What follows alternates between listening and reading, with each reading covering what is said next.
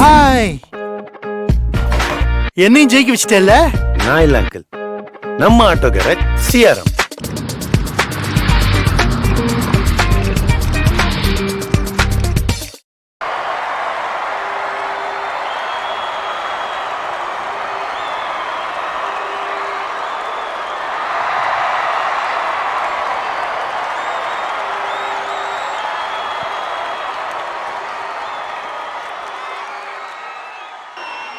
ஓம் நம சிவாய.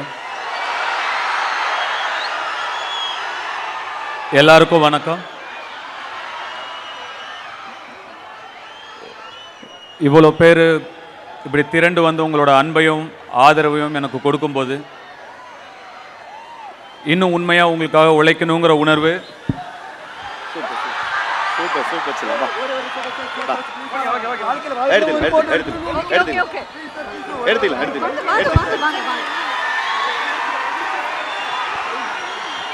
போன் எங்கடா? ஏய் எடுங்க, அவர் போன்ல கொடுத்துருங்க.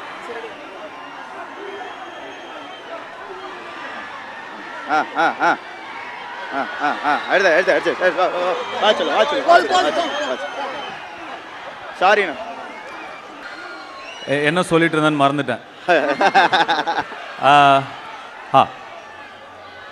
உங்களுடைய அன்புக்கும் ஆதரவுக்கும் உண்மையாக உழைக்கணுங்கிற உணர்வு ஏற்கனவே இருந்தாலும் இப்போது இவ்வளோ பேரை பார்க்கும்போது இன்னும் அது ஆழமாக எனக்கு தோணுது. எவ்வளோ நன்றி சொல்லாலும் பத்தாது. எவ்வளோ நேரமாக இங்கே காத்துட்ருக்கீங்கன்னு தெரியல. ரொம்ப ரொம்ப என்னுடைய ஆள் மனசுலேருந்து உங்களுக்கு நன்றி. நான் கோயம்புத்தூர் இதுக்கு முன்னாடி ஒரு ஈவெண்ட்காக வந்து ஒரு 9-10 வருஷம் இருக்கும்னு நினைக்கிறேன். அதுக்கப்புறம் இப்போ தான் வரேன்.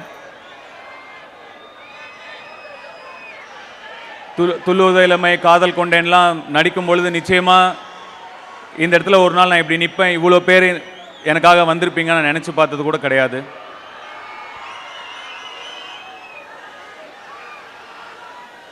ரொம்ப நெகிழ்வாக இருக்குது. ட்ரெய்லர் பிடிச்சதா உங்களுக்கெல்லாம்? ஒரு படம் நடிக்கும்போது உங்களுக்கு பிடிக்கணும் அப்படிங்கிற நினைப்பில் மட்டுமே ஒரு மொத்த யூனிட்டுமே இயங்கும். ஒரு படம் இயக்கும்போது அந்த உணர்வு இன்னும் ஒரு 100 மடங்கு அதிகமாக இருக்கும். அந்த ரெஸ்பான்சிபிலிட்டி இன்னும் 100 மடங்கு அதிகமாக இருக்கும். எப்படியாவது உங்களை வந்து சேரணும், உங்களுக்கு அதெல்லாம் பிடிக்கணுங்கிற ஒரு எண்ணத்தை தவிர வேறு எந்த எண்ணமுமே கிடையாது. அதுக்காக என் கூட நிறைய கஷ்டப்பட்டாங்க. என்னோட entire cast and crew, technicians எல்லாருமே பயங்கரமாக ஹார்ட் ஒர்க் பண்ணியிருக்காங்க. அவங்க எல்லாருக்கும் உங்கள் முன்னாடி நான் என்னுடைய நன்றியை சொல்லிக்கிறேன்.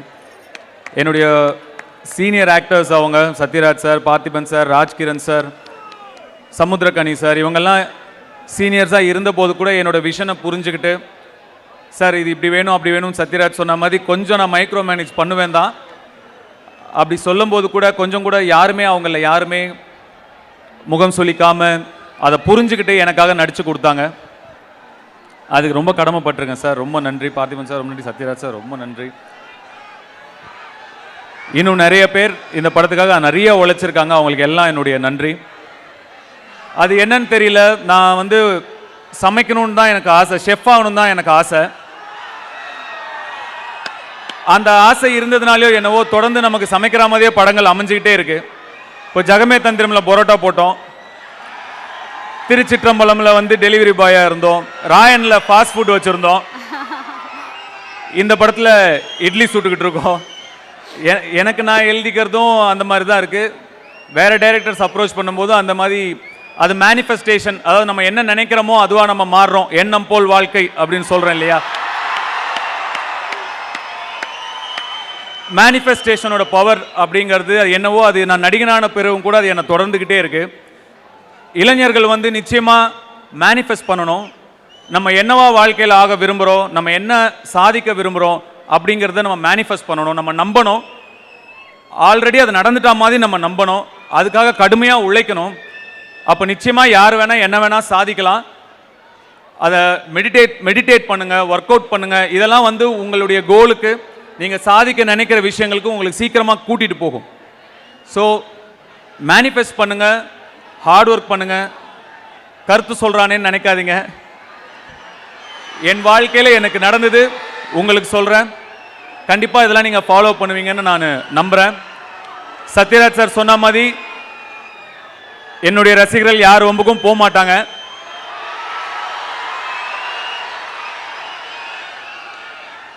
அதில் எனக்கு பெரிய கர்வமும் பெரிய சந்தோஷமும் இருக்கு. இந்த இட்லி கடை ரொம்ப ஒரு சிம்பிளான படம், ஒரு ஹம்பிளான படம், ஒரு சாதாரண படம். ஆனால் உங்கள் ஃபேமிலியோட, உங்கள் குடும்பத்தோட, உங்கள் குழந்தைங்களோட போய் ரசித்து எமோஷ்னலாக என்ஜாய் பண்ணுற ஒரு படமாக இருக்கும்னு நாங்கள் நம்புகிறோம். உங்களுக்கெல்லாம் இந்த படம் கண்டிப்பாக பிடிக்கும்னு நாங்கள் நம்புகிறோம். அதே மாதிரி படம் ரிலீஸ் ஆனதுக்கப்புறம் 9 மணிக்கு படம்னா 8 மணிக்கே ஒரு சில ரிவ்யூலாம் வரும். அதெல்லாம் நம்பாதீங்க. 9 மணிக்கு படம் ரிலீஸ் ஆனால் 12:30 மணிக்கு தான் படம் எப்படி இருக்குன்னே தெரியும். அதுக்கு முன்னாடியே நிறையா விமர்சனங்கள் வரும்.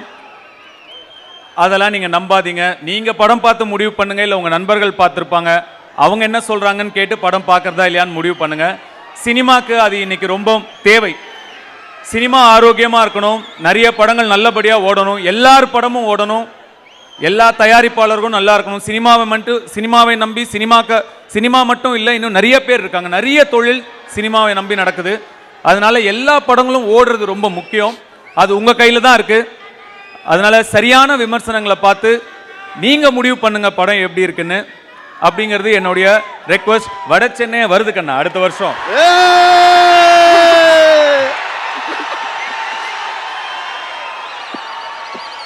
அது ரொம்ப முக்கியமான விஷயம். மீண்டும் உங்களை எல்லாரையும் 10 வருஷம் கழிச்சு சந்திச்சதுல எனக்கு ரொம்ப ரொம்ப ரொம்ப சந்தோஷம். வந்த எல்லாருக்கும் ரொம்ப ரொம்ப நன்றி, வாழ்த்துக்கள். Thank you so much. Thank you. So before we end up, I request